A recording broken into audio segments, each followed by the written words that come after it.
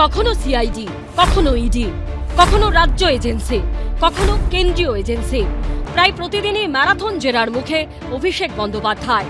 ভোটে বিপর্যয়ের পর রাজনৈতিক অস্তিত্ব নিয়ে প্রশ্ন তো উঠেইছে। আইনি দিক থেকেও মহাবিপাকে ডায়মন্ড হারবারের তৃণমূল সাংসদ। সই জালিয়াতি, প্রাথমিকে নিয়োগ দুর্নীতি, উস্কানিমূলক মন্তব্যের অভিযোগ। 3টি মামলায় পরপর 3 দিন অভিষেক বন্দ্যোপাধ্যায়কে তলব করেছে সিআইডি ও ইডি। 2 দিন জেরা হয়েছে, মঙ্গলবার ফের জেরা হবে। যেখানে যত ঘোটালা মানে দুর্নীতি হয়েছে পশ্চিমবাংলায়, নিচ থেকে উপর অবধি সব জায়গায় ওনাদের হাত আছে, পার্টির হাইকমান্ডের হাত। সব সুবিধা ওনারা নিয়েছেন, সব জানতেন। সই জালিয়াতি মামলায় রবিবার অভিষেক বন্দ্যোপাধ্যায়কে জেরা করে সিআইডি। আর সোমবার প্রাথমিকের নিয়োগ দুর্নীতি মামলায় ইডির মুখোমুখি হতে হলো অভিষেক বন্দ্যোপাধ্যায়কে। সোমবার সকালে সিজিও কমপ্লেক্সে হাজির হন তিনি।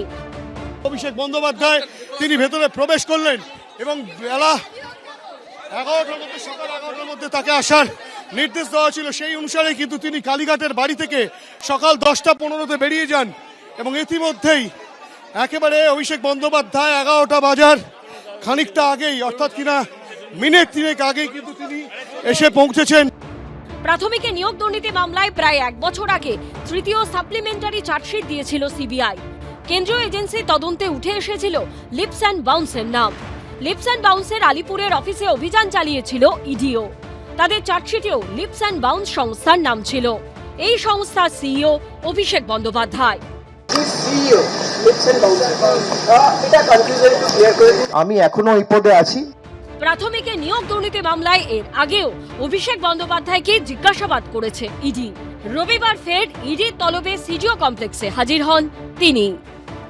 এই সিজিও কমপ্লেক্সে অভিষেক বন্দ্যোপাধ্যায় তিনি কিন্তু একই মামলায় হাজিরা দিয়েছিলেন, প্রাথমিক নিয়োগ দুর্নীতি মামলায়, এবং তিনি দাবি করেছিলেন যে 5000 পাতার নথি তিনি কিন্তু ইডি দপ্তরে জমা দিয়েছেন এবং সেই 5000 পাতা নথি খতিয়ে দেখার পর আজকে আবার তাকে তলব করা হয়েছে। মূলত একদিকে তুমি জানো ইডির যা তদন্ত সবসময় তারা করেন যে সম্পত্তির হিসেব কি রয়েছে, টাকার সোর্স কি, মানি লন্ডারিং হয়েছে কিনা, ব্যাংক অ্যাকাউন্টে কত টাকা জমা পড়েছে এবং টাকার উৎস কি, সোর্স অফ ইনকাম কি। শিক্ষা দুর্নীতি হোক আর যে কোনো গরু পাচার হোক বা কয়লার তদন্ত হোক, আর্থিক তদন্তকারী সংস্থাগুলি তদন্ত এগিয়ে নিয়ে যায় পেঁয়াজের খোসা ছাড়ানোর মতো।